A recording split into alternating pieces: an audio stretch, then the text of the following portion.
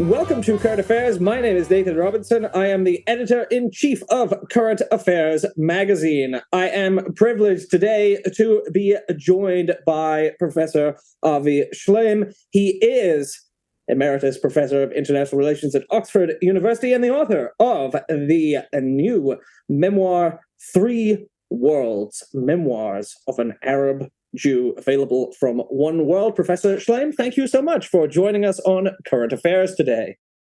Thank you. It's a pleasure to be with you.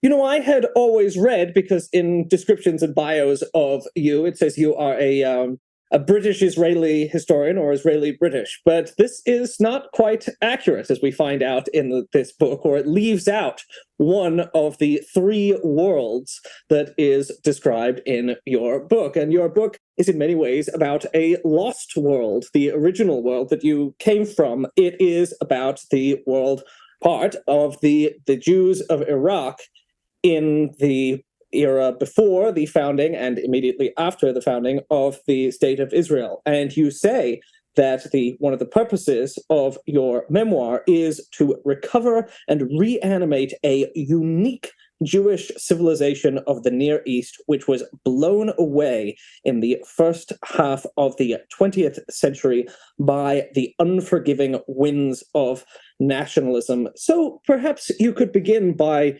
introducing us to this first world. Thank you.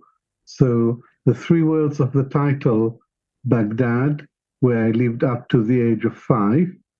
I was born in 1945 to a Jewish family. The second world is Ramat Gan, a town in Israel near Tel Aviv, where I went to school from the age of 5 to 15. And because I didn't do well at school and was about to be thrown out of high school, my parents sent me to school in London from the age of 15 to 18. And the book ends when I was 18, but there is a very long epilogue that traces the evolution of my views about Israel up to the present day. And today I'm a supporter of a one democratic state with equal rights for all its citizens. So to answer your question about the first world, that's Baghdad, 1945 to 1950, that is the most important part of the book, because this is not a conventional autobiography. It does two things. It's an autobiography of my early life, but it's also a family history of my family, as well as a history of the Jewish community in Iraq in the first half of the 20th century. My wife read the chapters as I wrote them one by one, and she got to chapter 5, and she said, "I'm very worried because you haven't been born yet." That's like Tristram Shandy. You get it. So I said, that is precisely the point. The book is not just about me, it's about a much bigger subject, the Jews of Iraq. And that was, as I said in the part that you quoted, it was a unique Jewish civilization of the Near East. The Iraqi Jewish community was the most ancient Jewish community in the world. It had been there in Mesopotamia since the days of the Babylon exile in the 6th century BC. And of all the Jewish communities in the Middle East, the Iraqi Jewish community was the wealthiest, the most prosperous, the most successful, and it was the best integrated Jewish community in the Middle East. So in many ways, Iraq was a model of Muslim-Jewish coexistence. And the Zionist narrative is very dismissive of this civilization. It's as if the history of the Jews of the Middle East only started once they'd come to Israel. And I try to paint a detailed picture of our lifestyle, of our culture and of our civilization. And the main point that I make in this part of the book is that we were Arab Jews. We spoke Arabic at home. Our culture was Arab culture. Our social mores customs were Arab. And my parents' music was a nice blend of Arabic and Jewish music. I make a pitch for a really unique world has faded away. Well, I think that, when you start to read about this lost world, I think many of us who have developed our understanding of the Middle East through these kind of fixed mental categories, this idea of Arab Jews comes as a surprise. It's kind of difficult. It's almost difficult to understand when you start to talk about Jews who have Arab names. I mean, all of our understanding today, and you explain that this is in part because of the construction of nationalism over the course of the history of the state of Israel has kind of wiped away this hybrid culture. But very much, it wasn't just that you had a separate Jewish community living in Iraq that was, very distinctively and obviously Jewish. There was a lot of crossover and hybridity, and it's rather extraordinary. It isn't something that's easy even to think about today. No, this is the key point, pluralism. Iraq was a pluralistic country, and it had many minorities.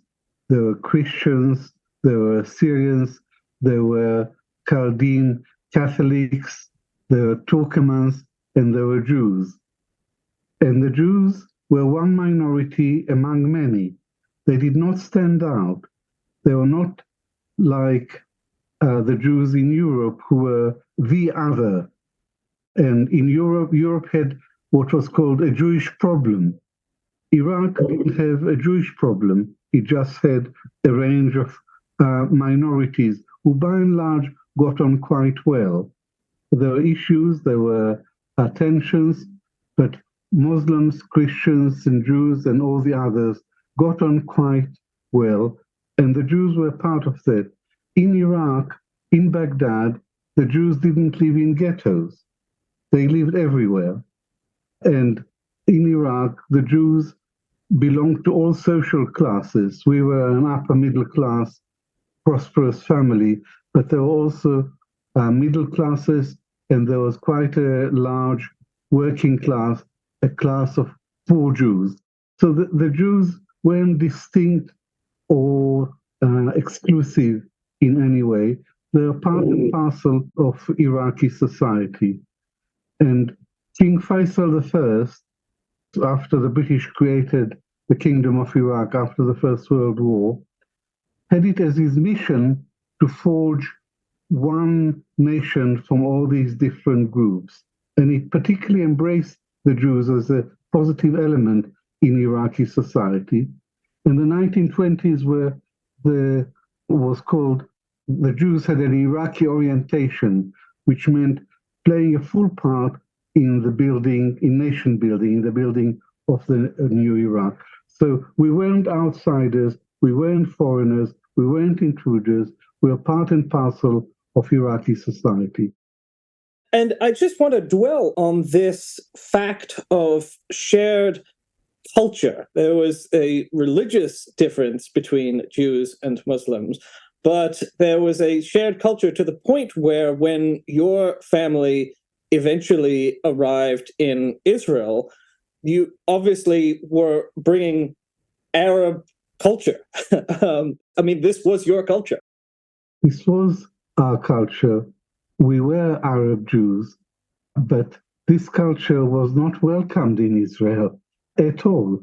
Israel was a new society with a Zionist ideology of creating a new Jew who was strong and self-reliant. Israel was a reaction against the diaspora. And also, we arrived in Israel after the first Arab-Israeli War of 1948. The Iraqi army had fought in Palestine in 1948.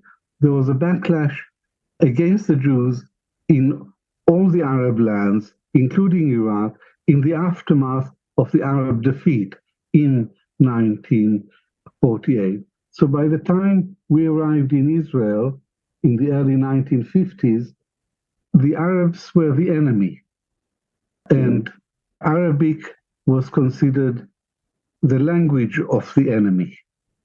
And I was hugely embarrassed when my father spoke to me in Arabic in the street in front of my friends, because I internalized the values of my new society, and there everything Arab was considered hostile, foreign, alien, and primitive.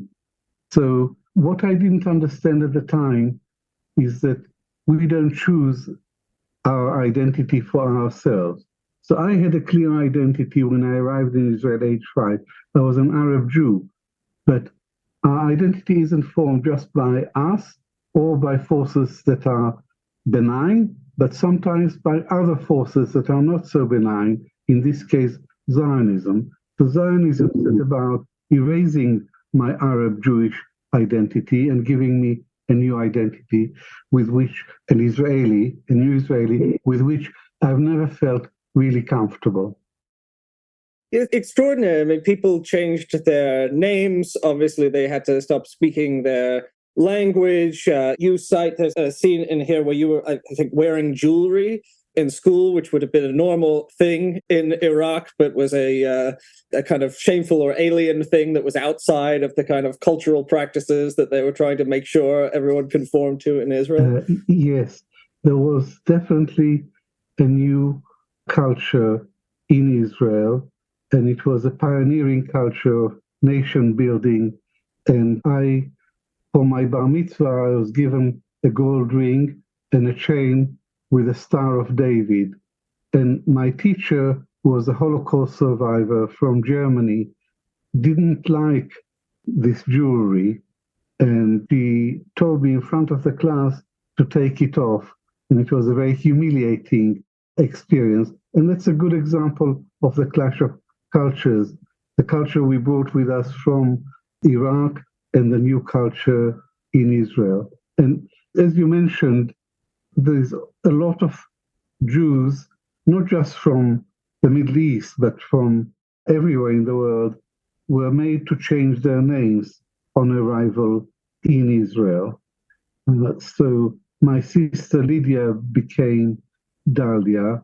My mother's, who was Mas'uda, became Ida.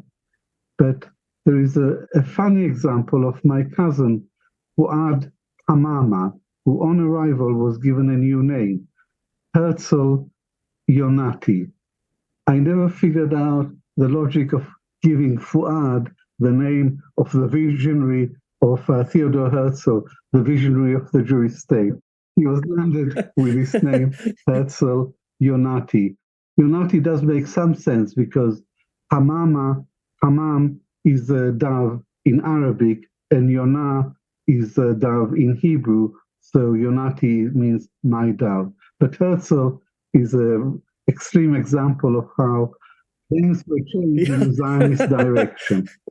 Yeah, just no respect at all for the original culture. And it's, one of the kind of arguments that you make throughout the book is that, Zionism was presented as this force for Jewish strength and the preservation of Jewish culture. But it was only a very, very particular kind of Jewish culture. And it was, in fact, very destructive of the multiplicity of Jewish cultures that had flourished around the world, like the hybrid Arab-Jew culture that you grew up in. That's right. Israel had a very strong commitment to the ingathering of the exiles, to creating a new Jewish state, and doing away with the habits of the exile. But it's not only in language and social customs that this manifested itself. It also manifests, the Zionism of the State of Israel also manifested itself in education. So I learned a lot at school about Jewish history, in Europe about the Holocaust, but I was never told anything about the history of the Jews in the Arab lands. The American Jewish historian Salo Baron coined the phrase the lachrymose version of Jewish history. That is to say, Jewish history as a never-ending chain of suffering, victimhood, persecution, discrimination, violence, culminating in the Holocaust. I'm prepared, for argument's sake, to concede that the lachrymose version of Jewish history fitted the history of the Jews in Europe, but I deny that it fits the history of the Jews in the Middle East. And what happened in Israel was that the Eurocentric version of Jewish history, lachrymose version, was imposed on our history. Our history was erased, and we were regarded as victims of eternal Arab anti-Semitism. And now I would like, and in this book, I have requested the right to narrate our own history, which is distinct from European history. I have not only requested this right, but in the book I assert my right to write our own history. Well, I think it's fair to say that your history is inconvenient for the nationalist narrative of the State of Israel, because if it is true that there had long been examples of relatively peaceful Arab-Jewish coexistence and cultural hybridity, the argument for Zionism is not quite as strong. No, my perspective, my book, and my general political perspective is inconvenient for Zionism because it challenges Zionism. And my academic discipline is international relations. And my main research interest in the last 50 years has been the Arab-Israeli conflict. So I knew who were the main victims of Zionism. They were the Palestinians, because in 1948 there was the Nakba, the catastrophe. 750,000 Palestinians were made refugees, and the name Palestine was wiped off the map. What I discovered from when I was writing this book is that there was another category of victims of Zionism who are much less talked about, and that is the Jews of the Arab lands. And this is what my book is about. So it doesn't fit in with the Zionist master narrative, which says that the Jews everywhere in the Middle East, everywhere in the Arab and Islamic world, were victims of perennial, pervasive anti-Semitism. And it's because of this anti-Semitism that they were forced to come to Israel. And the infant state of Israel nobly provided them with a safe haven. It's this master Zionist narrative that I challenge throughout my book. Well, and to the extent that, it was true that life became untenable for Jewish families in Baghdad like yours, that was in many ways a consequence of the founding of the State of Israel, which itself, you argue in this book, was very destructive for Jewish-Muslim relations outside of Israel itself. This is the paradox about Zionism. Zionism's ultimate aim was to create an independent Jewish state in Palestine and a safe haven for Jews from everywhere, Jews facing persecution everywhere. But the end result of creating the State of Israel and taking over Palestine, displacing the Palestinians, was to create a conflict, a deep conflict between Israel and its neighbors, and to make, by extension, to make life unsafe and uncomfortable for the Jews in the Arab and Islamic world. So that is indeed the paradox of Zionism.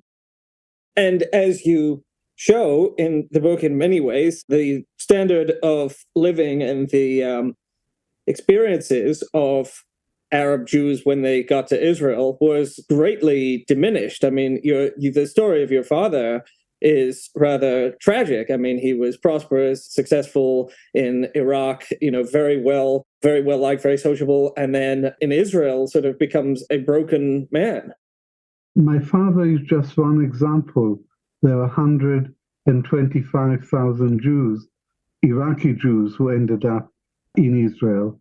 The story of my father is particularly sad because he was such a wealthy and successful merchant with such high status in Iraq. He knew many of the ministers, they were clients.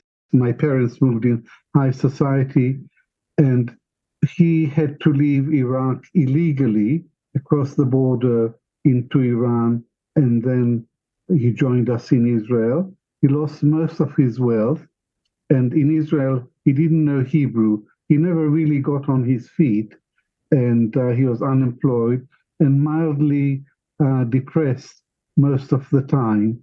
So he never recovered from this upheaval. But that's one example.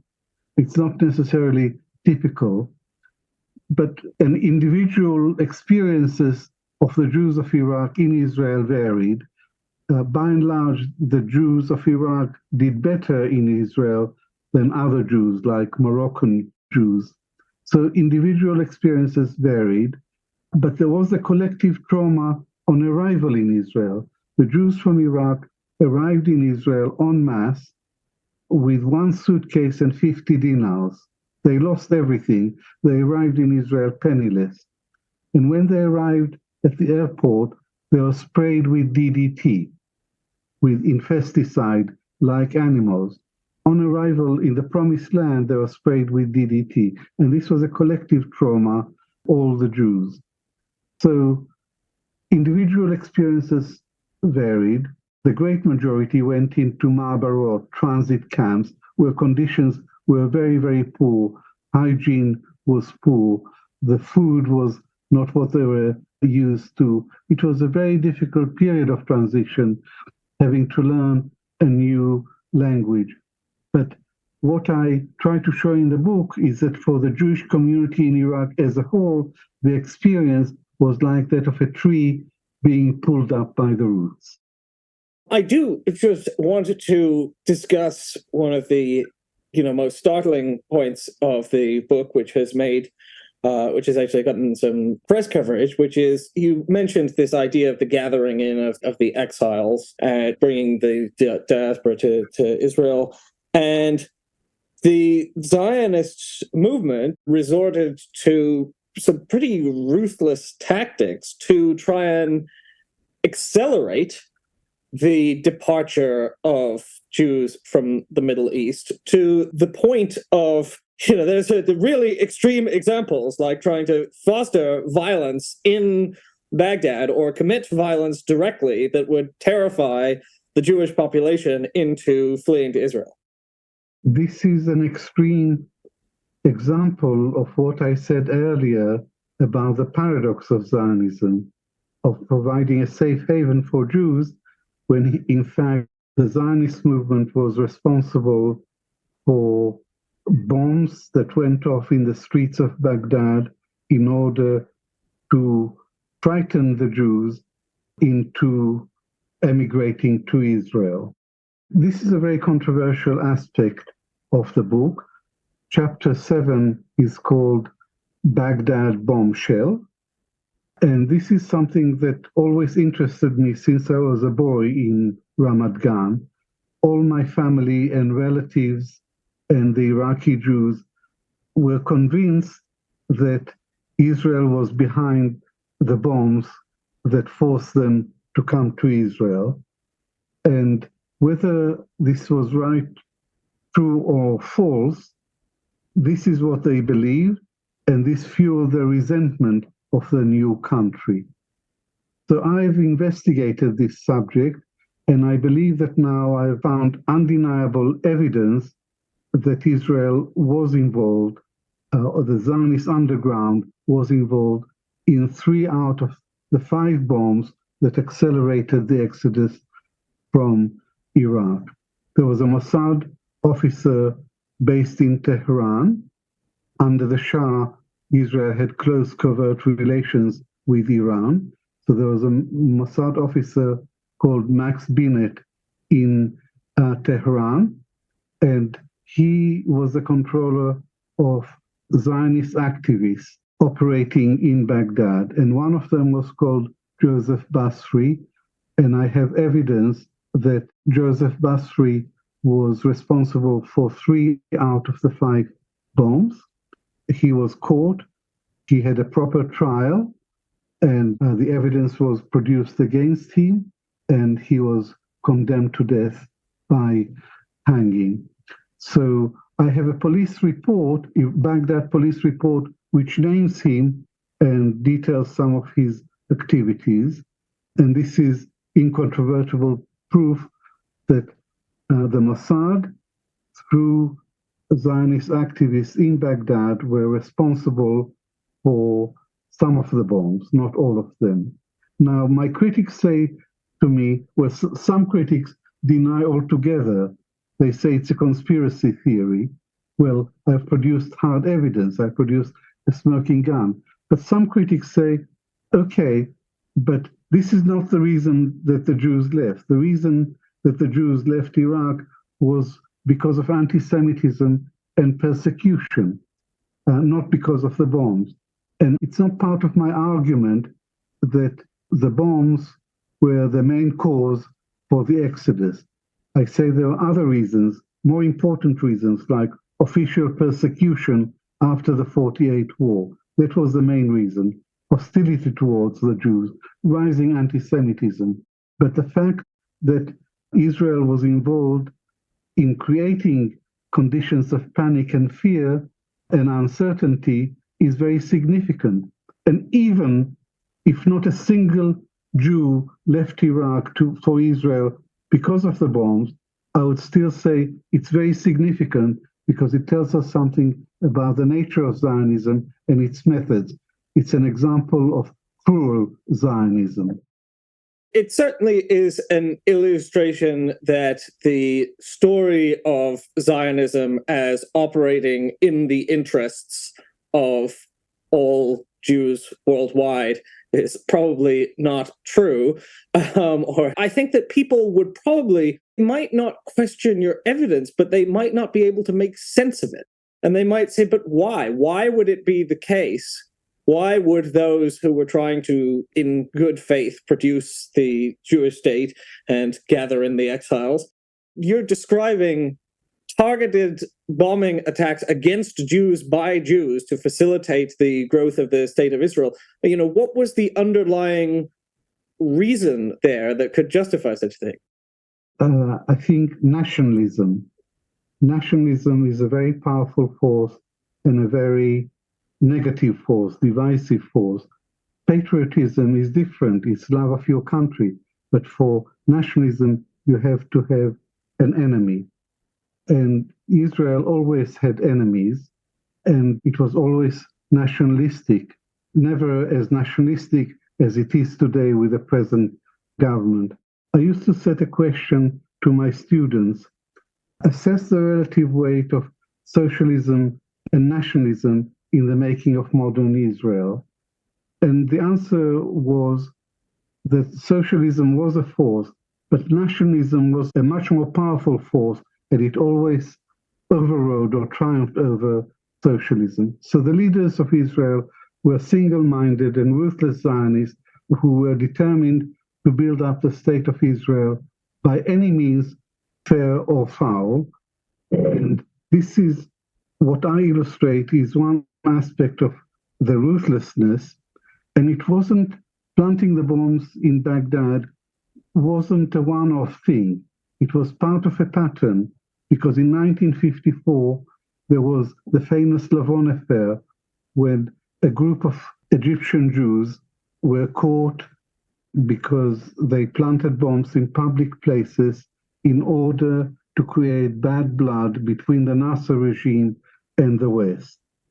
And the whole group was captured arrested, including the Mossad operator, Mossad officer controller, and his name was Max Binet, the same man who had orchestrated the bombings, the false flag operation in Baghdad. So there is a pattern of ruthless Zionist behavior, which is not at all calculated to promote the interests of the Jews, the local Jews, but on the contrary, it recruited local Jews, turned them into spies and saboteurs, made them turn to terrorism against other Jews, and that created real tensions and real hostility both in Iraq towards the Jews and in Egypt towards the Jews in the aftermath of the Lavon affair. You've said that your contentions there are controversial, but interestingly, I was just reading, there's a new memoir by one of the leading Zionists in the United States, Martin Peretz, who owned the New Republic for many years. He's just written a memoir. And I was interested to see that at one point he comments on this in his memoir, and he says, I'll quote, "Zionists were accused of bombing Jewish cafes in Baghdad as a trick to accelerate the exodus, and this may be true." So even he, which I expected that sentence to end with him saying, and this is an outrageous slander against Zionism, but he says, no, it may be true. All I can say is that it is true. And now, in the past, there were only rumors which were denied forcefully by Israel. And there were two commissions of inquiry which both gave Israel a clean bill of health and said there was no Israeli involvement. But in my book, I present the evidence that I have been able to gather, which shows conclusively that Israel was involved in these operations to force the Jews to leave Iraq and to end up in Israel. And I'll say one other thing about this. I looked at the motives of the Israeli policymakers, and I looked for statements in which they would justify their actions, and they never said that it was for the good, or they said that it was that they were working for the good of the Jews wherever they might be, but their actions pointed in a different direction. Their actions pointed to a single-minded concern with Israeli national interest rather than the interest of the Jewish communities. In fact, Zionism was never interested in the Jews of the Middle East until the Holocaust. The Holocaust removed the main reservoir of population for the Jewish state to be. It was only after the Holocaust that the Zionist leaders began to look to Jews wherever they could find them, including the Middle East. They looked down on those Jews. They thought that they were human material of an inferior kind. But now the overriding priority for the State of Israel after 1948 was Aliyah, immigration, increasing the population. That's when they became seriously interested in the Jews of the Arab and Islamic worlds. Well, that helps to explain what seems somewhat paradoxical, which is that despite wanting people like the members of your family to leave Baghdad and go to Israel, they didn't seem to want you when you got there. Or they seem to make you feel inferior and feel like you didn't belong and like you shouldn't be there in the first place. We certainly weren't made welcome. I personally didn't encounter overt discrimination, but it was in the air that everything European was superior and everything Eastern was alien and backward.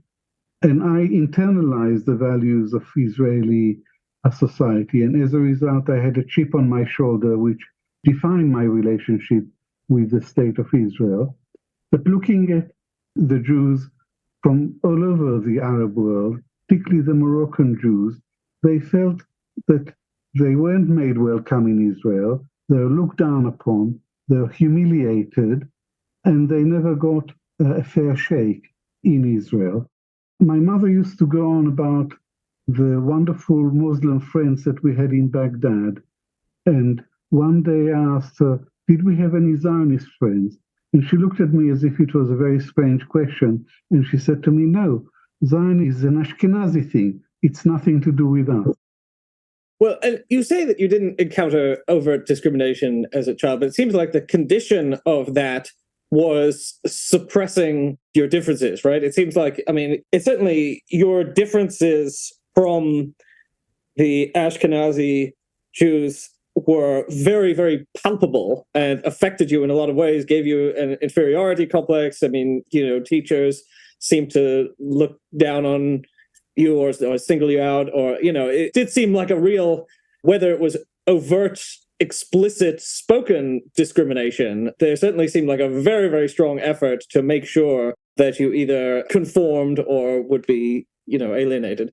I did feel alienated, but I was a schoolboy, so I didn't understand the dynamics. I saw a state of Israel growing around me at a phenomenal pace. It was a very dynamic society, a lot was happening, but I also felt subjectively that the state of Israel was an Ashkenazi trick, and I didn't fully understand it, and I wasn't part of it. So I did feel alienated. But I was very confused when I was a school kid, and I didn't assert my Iraqi identity. I tried to erase it and efface it. It's only today that I'm 77 years old that I can understand my original identity as an Arab Jew. And now I'm proud of being an Arab, very proud of my heritage. And I also understand that the fact that I had lived in an Arab country was in some ways an advantage, because unlike other Israelis who grew up in Israel and saw the Arabs as a monolithic enemy, I had lived with Arabs. For us, for my family, Muslim-Jewish coexistence wasn't an abstract concept. It was our daily reality. We lived this. We touched coexistence. So the fact that I'd grown up in an Arab country enabled me to think of Arabs later on in life, not just as enemy, but as people, as a proud and sensitive people. It gave me a different perspective on Arab-Israeli relations as well. So there are some advantages in being an Arab Jew in Israel in the 1950s. Yeah, so I'd like to conclude here with some of the implications of the story that you tell here for our present day thinking about the Israel-Palestine conflict. You are, pretty openly anti-Zionist. I think you said Zionism is inherently racist. And the story that you tell here is Zionism of building a Jewish state in Palestine as essentially a tragic story, a story that was ultimately not good for, obviously, the Palestinians expelled during the Nakba, but was also not good for those Jewish communities outside of Israel in the Middle East that were ultimately destroyed and a whole world sort of wiped away. What would you like us to take away from this story as we think about how to have peaceful coexistence in the former state of Palestine, the current state of Israel? So the main takeaway from the story that I tell in the book is that the Zionists claim that Arabs and Israelis are doomed to antagonism and hostility, that the conflict is preordained, that Jews and Arabs cannot live in harmony and in peace, that this is false. The experience of my family contradicts it. It tells a different story. It points to the possibility of coexistence and cooperation and harmony between Muslims, between Arabs and Jews. And the fact that we experience that and recalling of that world that has faded away enables me to think of a better future for the region. Because look at the Middle East today. It's a dismal wreck. Look at Israel today. Had such a right-wing, xenophobic, overtly racist government as it has today, and look at the consequence that it has, the escalation of violence, the settler violence against Palestinians.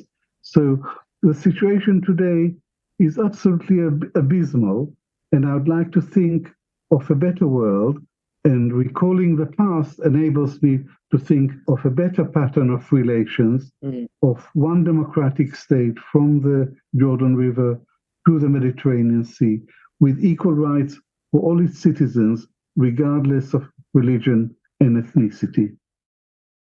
Yeah, you are not an advocate of a separate Jewish state and Palestinian state, presumably because you feel like these don't have to be two fixed different peoples who, there's no overlap between the two. They're Israelis and Palestinians, as you point out, through this, recapturing the world of the Arab Jews. That nationalism creates these bizarre artificial boundaries between people. In the real world, there could be, so much overlap and so much hybridity. I didn't always believe in a one-state solution. Most of my life, I supported the two-state solution, an independent Palestinian state on the West Bank and Gaza with a capital city in East Jerusalem. But Israel has completely destroyed that possibility. And it's become fashionable to say that the two-state solution is dead.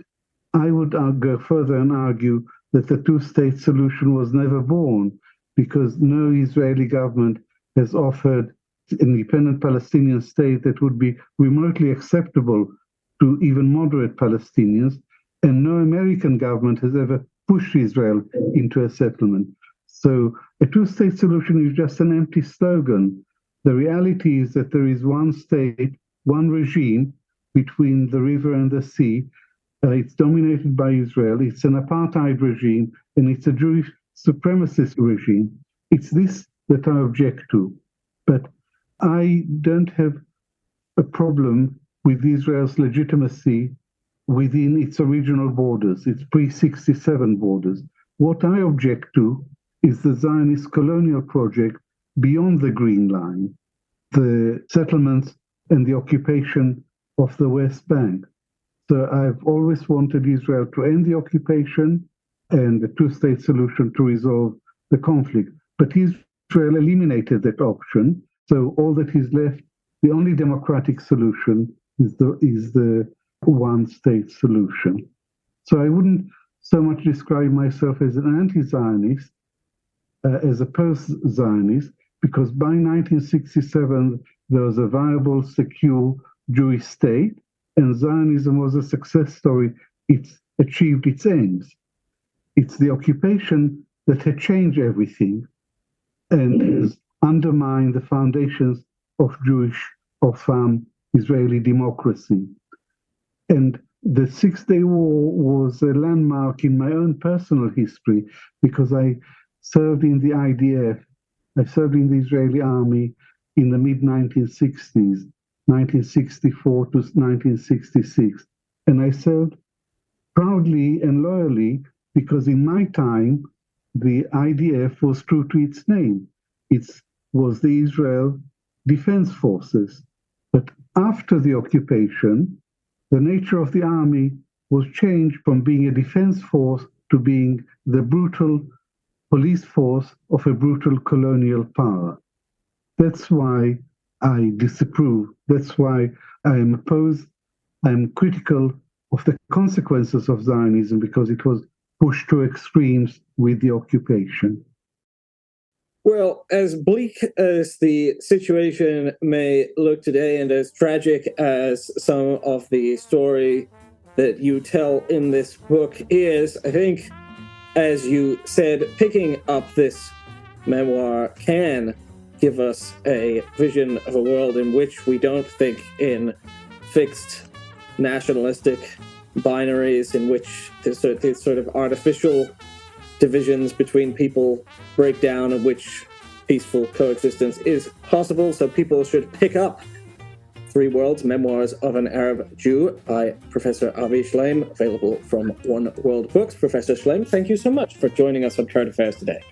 Thank you very much indeed. Okay, that was excellent. I really enjoyed it. Good. Were you happy with it? Yeah. We got through everything I wanted to, and I think that went well.